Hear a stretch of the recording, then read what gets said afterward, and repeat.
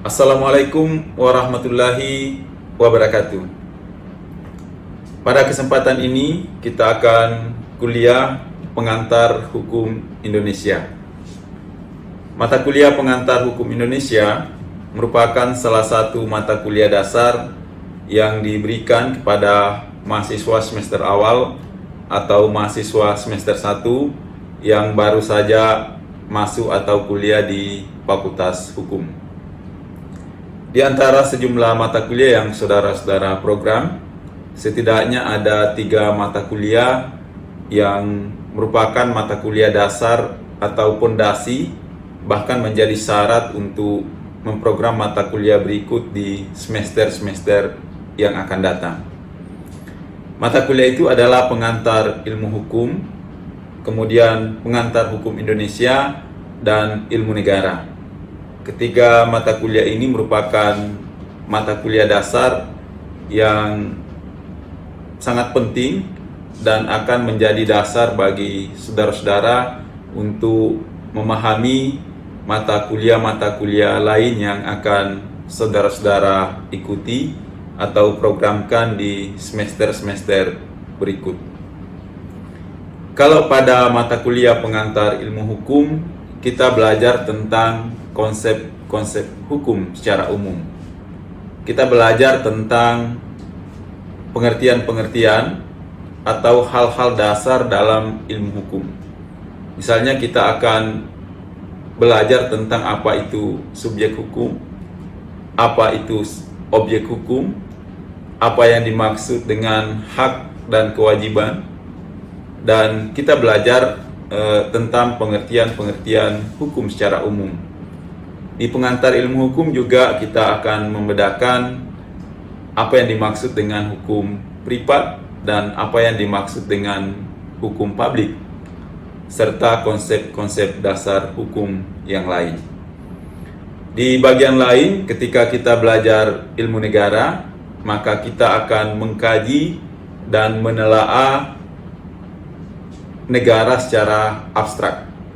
Jadi ketika kita belajar ilmu negara, kita akan menelaah atau mengkaji negara dalam pendekatan yang masih bersifat umum atau negara dalam pendekatan yang masih bersifat abstrak. Kita tidak mengkaji satu negara tertentu, tetapi di ilmu negara kita akan mengamati gejala-gejala negara secara umum. Kenapa negara itu ada, kenapa negara kemudian menjadi satu entitas yang sangat powerful, dan apa syarat-syarat berdirinya negara atau unsur-unsur suatu negara.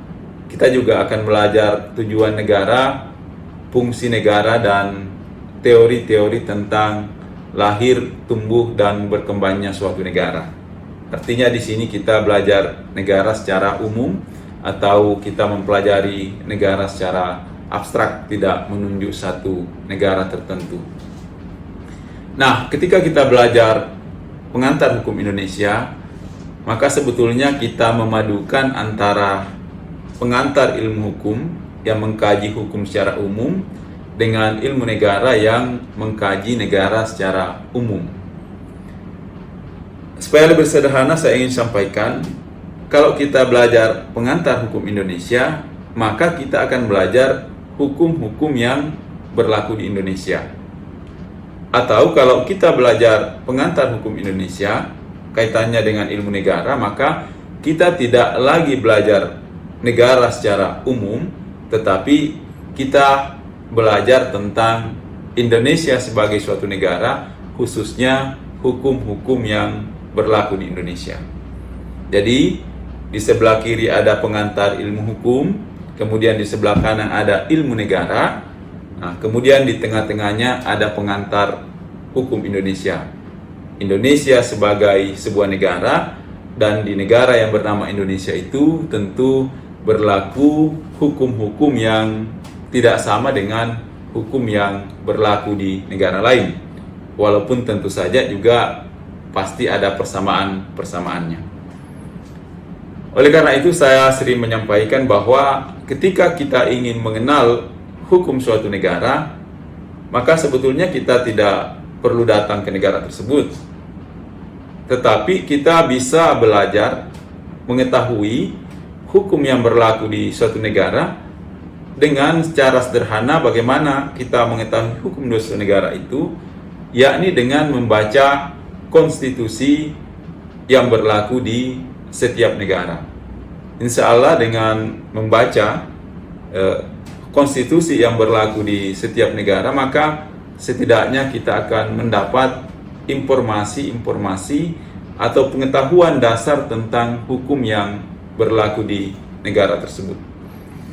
Oleh karena itu sebenarnya kalau kita belajar pengantar hukum Indonesia, maka sebetulnya kita harus belajar tentang Undang-Undang Dasar 1945 sebagai hukum tertinggi, sebagai konstitusi yang berlaku di Negara Kesatuan Republik Indonesia.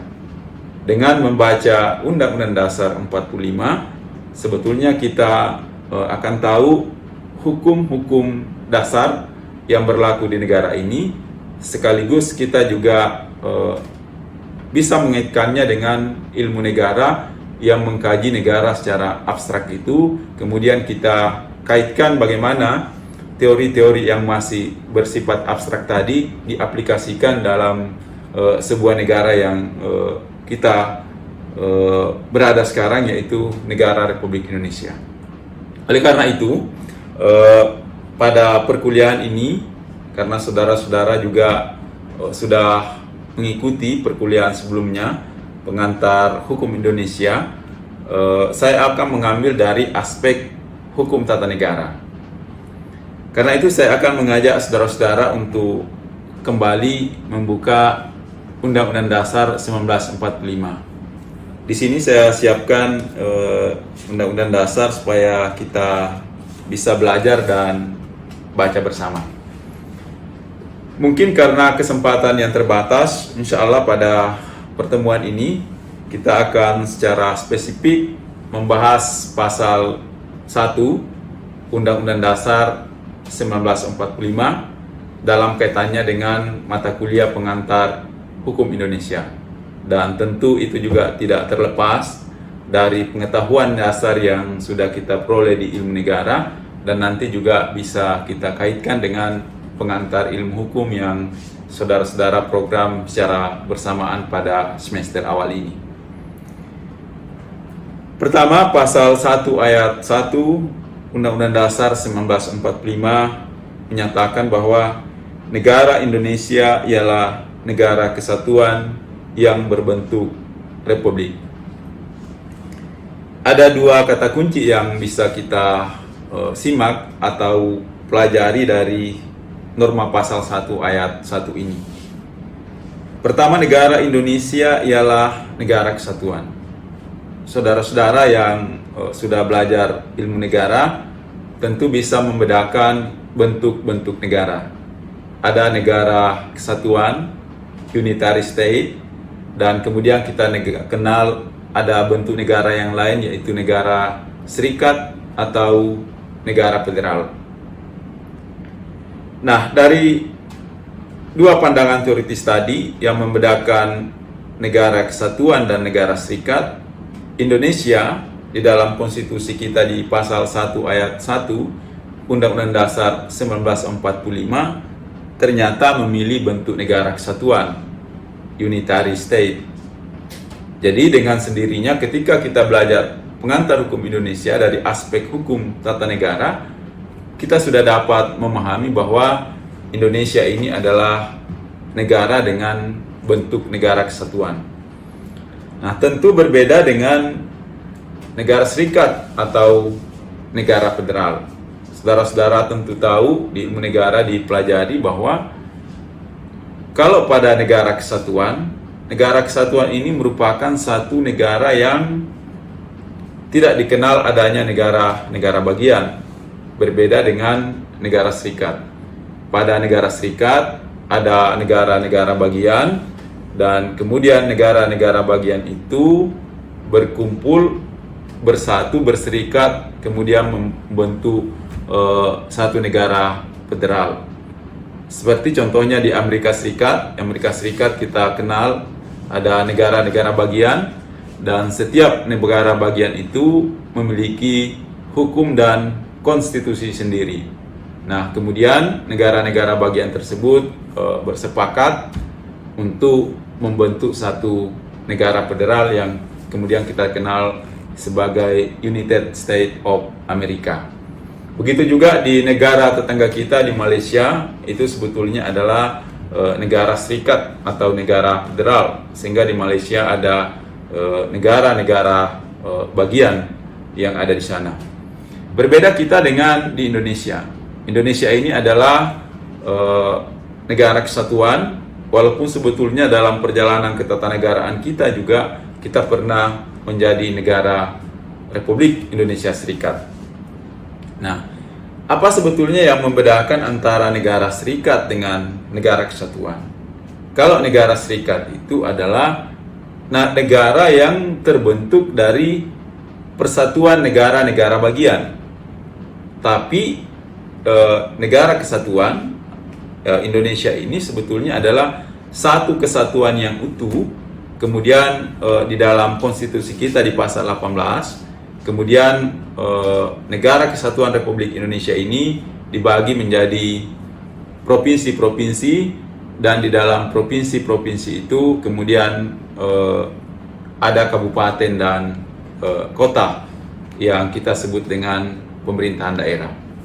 Tetapi pada prinsipnya kalau kita mau sederhanakan pengertian ini, saya sering mencontohkan kalau negara kesatuan itu, saya gambarkan seperti ini, ada satu lingkaran yang utuh, kemudian lingkaran yang itu kita iris menjadi beberapa bagian-bagian. Itulah yang kemudian kita kenal sebagai provinsi, dan di provinsi itu kita iris lagi, itulah kemudian yang membentuk daerah otonom yang namanya kabupaten dan kota. Jadi satu kesatuan yang utuh, kemudian apa yang utuh tadi kemudian dibagi-bagi. Nah, kalau pada negara serikat, sebetulnya ada bagian-bagian yang sebelumnya terpisah, tetapi yang terpisah itu kemudian menyatu ke tengah, mengikatkan diri menjadi satu. Nah, di sini kita bisa lihat bahwa negara kesatuan satu yang utuh, kemudian dibagi-bagi, tapi kalau pada negara serikat, sesuatu yang sebelumnya terbagi-bagi, kemudian diikat menjadi satu. Jadi itu adalah konsep dasar cara kita membedakan antara negara kesatuan dan negara federal. Di Republik Indonesia ini kita menganut bentuk negara kesatuan. Sama seperti di negara tetangga kita yang lain, Brunei Darussalam, itu juga adalah negara yang mengambil bentuk negara kesatuan. Nah, kemudian masih di pasal 1 ayat 1 Undang-Undang Dasar 1945 dikatakan di situ bahwa bentuk pemerintahan kita adalah republik. Nah, di ilmu negara juga kita kenal ada dua bentuk pemerintahan, setidaknya ada dua. Pertama monarki yang kita kenal juga dengan kerajaan, dan yang kedua adalah bentuk negara republik. Nah, Indonesia memilih bentuk pemerintahan republik. Kita tidak memilih monarki atau kita tidak memilih kerajaan sebagai bentuk pemerintahan kita. Tetapi saudara-saudara harus ketahui bahwa dalam sejarah perjalanan ketatanegaraan kita, tidak berarti bahwa tidak ada aspirasi yang muncul untuk menjadikan Indonesia ini sebagai kerajaan. Pada sidang Badan Usaha Penyelidik Kemerdekaan Indonesia yang dilaksanakan pada tanggal 10 Juli 1945, sebetulnya di situ sempat ada voting di antara anggota Badan Usaha Penyelidik Kemerdekaan Indonesia, BPUPKI, apakah negara yang akan kita bentuk nanti sebelum kita merdeka dulu, kita akan menjadi republik atau kita akan memilih monarki atau kerajaan. Tapi ternyata di antara 64 anggota BPUPK yang ikut persidangan pada saat itu, mayoritas memilih bentuk pemerintahan republik ada 55 anggota BPUPKI yang memilih atau setuju bahwa negara yang akan kita bentuk kelak adalah negara dengan bentuk pemerintahan republik. Dan ada sekitar 6 orang anggota BPUPKI yang memilih bentuk pemerintahan kerajaan. Selebihnya ada yang abstain. Nah, artinya di sini bahwa mayoritas para pendiri bangsa kita di masa lalu yang merumuskan bentuk pemerintahan kita sudah memilih bentuk pemerintahan republik. Tetapi kita juga tidak bisa menegasikan dan mengabaikan bahwa sebagian di antara mereka juga memilih bentuk pemerintahan kerajaan. Karena memang itu juga punya dasar historitas bahwa sebelum Indonesia merdeka ini, di wilayah Nusantara ini ada kerajaan-kerajaan yang tumbuh dan berkembang di wilayah Nusantara. Sehingga tentu saja masih ada sebagian pendiri bangsa yang punya imajinasi untuk mendirikan negara dengan bentuk pemerintahan kerajaan, bukan bentuk pemerintahan republik. Walaupun pada akhirnya disepakati bahwa negara yang akan terbentuk itu adalah bentuk pemerintahannya adalah republik. Nah, tentu kalau bentuk pemerintahan kita kerajaan, maka siapa yang akan menjadi pemimpin tentu itu digariskan berdasarkan garis keturunan. Jadi itulah yang sekarang dalam perbincangan politik kontemporer hari ini biasa kita kenal dengan politik dinasti. Nah, tentu kalau pada saat itu kita pilih bentuk pemerintahan kerajaan, maka siapa yang akan menjadi pemimpin itu didasarkan pada garis keturunan. Kalau orang tua Anda tidak seorang raja, tentu Anda juga tidak bisa menjadi seorang raja. Nah, tetapi karena kita memilih bentuk pemerintahan republik, maka di negeri ini siapapun bisa menjadi presiden, di negara ini siapapun bisa menjadi bupati, bisa menjadi gubernur, dan bisa menjadi wali kota. Karena dalam pemerintahan yang berbentuk republik, para pemimpin itu dipilih melalui proses election dalam sebuah proses demokrasi. Jadi dipilih berdasarkan proses-proses yang demokratis, tidak diturunkan secara turun-temurun berdasarkan garis keturunan.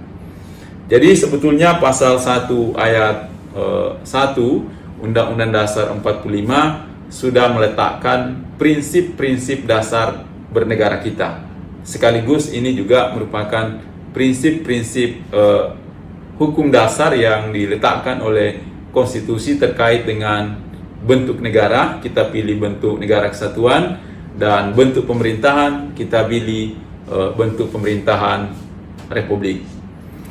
Nah, kemudian kita pindah ke pasal 1 ayat 2. Disebutkan di sini, kedaulatan berada di tangan rakyat dan dilaksanakan menurut Undang-Undang Dasar.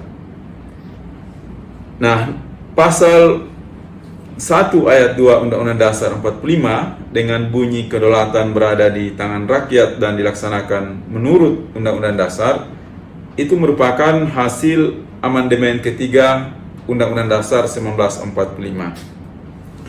Norma aslinya sebetulnya berbunyi, kedaulatan adalah di tangan rakyat dan dilakukan sepenuhnya oleh Majelis Permusyawaratan Rakyat. Jadi kalau kita bisa kaji, Undang-Undang Dasar 1945 juga meletakkan kedaulatan rakyat itu ada di tangan rakyat. Tetapi pelaksanaan dari kedaulatan itu sepenuhnya dilakukan oleh sebuah majelis yang kita kenal kemudian Majelis Permusyawaratan Rakyat sebagai lembaga tertinggi negara pada saat itu. Jadi kedaulatan ada di tangan rakyat, tetapi yang melaksanakannya itu adalah Majelis Permusyawaratan Rakyat sebagai lembaga tertinggi negara. Nah, oleh karena itu sebelum amandemen Undang-Undang Dasar 1945, presiden kita termasuk wakil presiden itu tidak dipilih secara langsung oleh rakyat, tetapi dipilih oleh sebuah majelis yang disebut dengan Majelis Permusyawaratan Rakyat sebagai lembaga tertinggi negara. Inilah yang memilih presiden, dan presiden juga bisa diberhentikan karena dia bertanggung jawab kepada Majelis Permusyawaratan Rakyat. Kemudian dalam perkembangan dinamika ketatanegaraan, pasal 1 ayat 2 ini mengalami perubahan atau di amandemen pada tahun 2001 melalui amandemen ketiga, sehingga bunyinya kedaulatan berada di tangan rakyat dan dilaksanakan menurut Undang-Undang Dasar. Apa makna dilaksanakan menurut Undang-Undang Dasar? Kita bisa kita bisa telaah di sini bahwa dengan adanya amandemen Undang-Undang Dasar 1945, maka presiden dan wakil presiden itu tidak lagi dipilih oleh Majelis Permusyawaratan Rakyat, tetapi presiden dan wakil presiden dipilih secara langsung oleh rakyat melalui pemilihan umum. Demikian pula dengan anggota Majelis Permusyawaratan Rakyat yang merupakan gabungan dari anggota Dewan Perwakilan Daerah dan Dewan Perwakilan Rakyat, itu juga dipilih melalui pemilihan umum.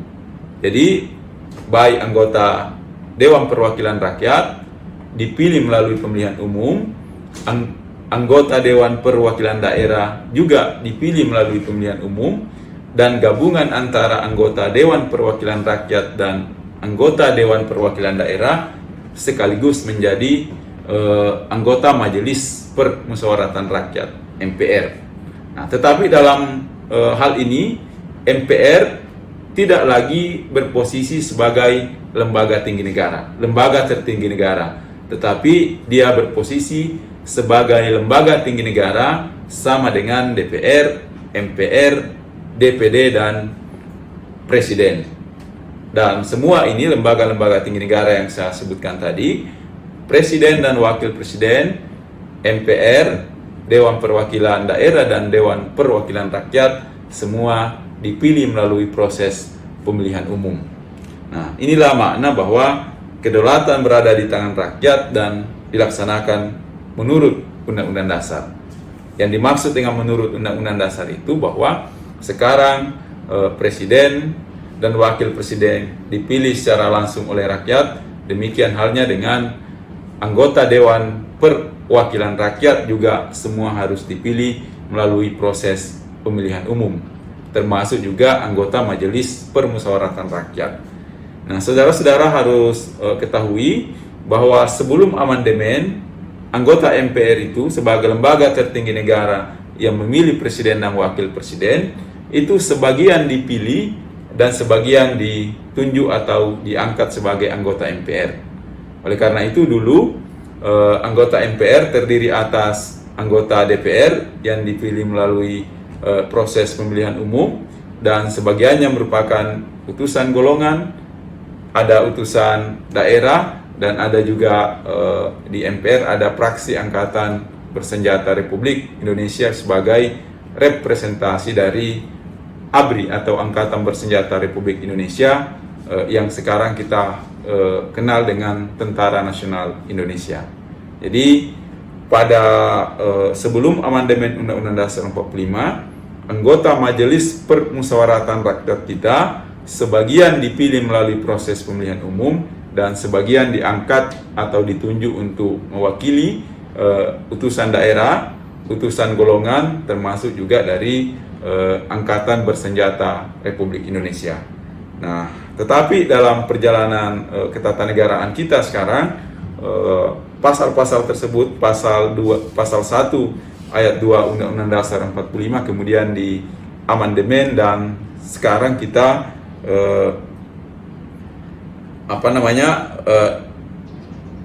menggunakan norma kedaulatan berada di tangan rakyat dan dilaksanakan menurut Undang-Undang Dasar sebagaimana yang saya jelaskan tadi. Nah, kemudian di pasal 1 ayat 3, negara Indonesia adalah negara hukum. Nah, sebelum amandemen Undang-Undang Dasar 45, penegasan bahwa negara Indonesia adalah negara hukum itu tidak dirumuskan di batang tubuh, tetapi bisa kita temukan di dalam penjelasan Undang-Undang Dasar 1945. Namun sekarang dengan adanya amandemen terhadap Undang-Undang Dasar 45, penegasan bahwa Indonesia adalah negara hukum itu kemudian ditarik dan diletakkan di pasal 1 ayat 3 yang berbunyi negara Indonesia adalah negara hukum. Nah, oleh karena itu saudara-saudara yang belajar tentang pengantar hukum Indonesia, khususnya kalau kita kaji dari aspek atau pembidangan hukum tata negara, maka hal yang penting kita lakukan adalah membaca pasal-pasal yang ada di dalam konstitusi atau membaca pasal-pasal yang ada di dalam Undang-Undang Dasar 45. Karena dengan membaca pasal-pasal yang ada di dalam Undang-Undang Dasar 45, sebetulnya kita sudah punya wawasan, punya pemahaman tentang hukum-hukum yang berlaku di Indonesia. Karena satu pasal di dalam konstitusi itu punya pengaruh dan implikasi yang besar dalam pembentukan hukum yang berlaku di suatu negara. Jadi saya kira pada pertemuan ini secara singkat saya dapat jelaskan bahwa di Indonesia adalah negara hukum. Dan karena Indonesia adalah negara hukum, maka semua tindakan yang dilakukan oleh pemerintah harus bisa ditunjukkan dasar hukumnya dan harus dilakukan berdasarkan pada suatu aturan hukum yang berlaku. Ini adalah konsekuensi pilihan kita dari sebagai negara hukum. Dan itu jelas diatur di dalam pasal 1 ayat 3 Undang-Undang Dasar 1945. Saya kira di kesempatan lain saya akan mencoba mengambil pasal-pasal yang penting dan relevan terkait dengan mata kuliah pengantar hukum Indonesia supaya kita mengenal sistem ketatanegaraan kita dengan membaca konstitusi kita. Insya Allah di lain kesempatan saya akan lanjutkan untuk membahas pasal-pasal yang lain.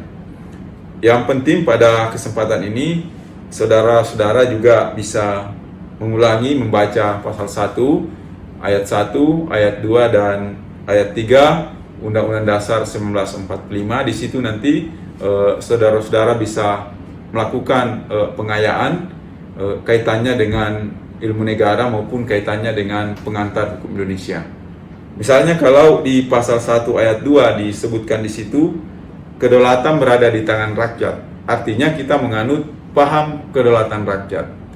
Kalau secara teoritis kita belajar tentang kedaulatan, ada namanya kedaulatan pertama kedaulatan Tuhan, kedua kedaulatan negara, kemudian berkembang lagi menjadi kedaulatan rakyat dan berkembang lagi menjadi kedaulatan hukum. Nah, itu adalah kedaulatan dalam perspektif teoritis. Tapi kalau kita bawa ke pasal 1 Undang-Undang Dasar 45, kita bisa sebetulnya menarik kesimpulan bahwa Indonesia ini menganut kedaulatan rakyat sebagaimana tercermin dalam pasal 1 ayat 2 dan sekaligus menganut kedaulatan hukum yang tercermin dalam pasal 1 ayat 3. Jadi menurut konstitusi kita, Indonesia menganut paham kedaulatan rakyat dan sekaligus menganut paham kedaulatan hukum. Kedaulatan rakyat melahirkan apa yang disebut dengan demokrasi dan kedaulatan hukum kemudian melahirkan apa yang disebut dengan konsep nomokrasi. Jadi Indonesia adalah negara hukum yang demokratis tetapi sekaligus adalah negara demokrasi yang berdasarkan hukum. Ini adalah pijakan kita dalam belajar lebih lanjut tentang hukum-hukum yang akan berlaku di Indonesia yang harus didasarkan pada roh atau spirit yang sudah digariskan oleh konstitusi kita, baik yang ada di pasal 1 ayat 2 maupun yang ada di pasal 1 ayat 3. Demikian yang bisa saya sampaikan pada pertemuan kali ini. Insya Allah kita akan melanjutkan pada pembahasan di materi-materi yang akan datang. Billahi taufik wal hidayah. Wassalamualaikum warahmatullahi wabarakatuh.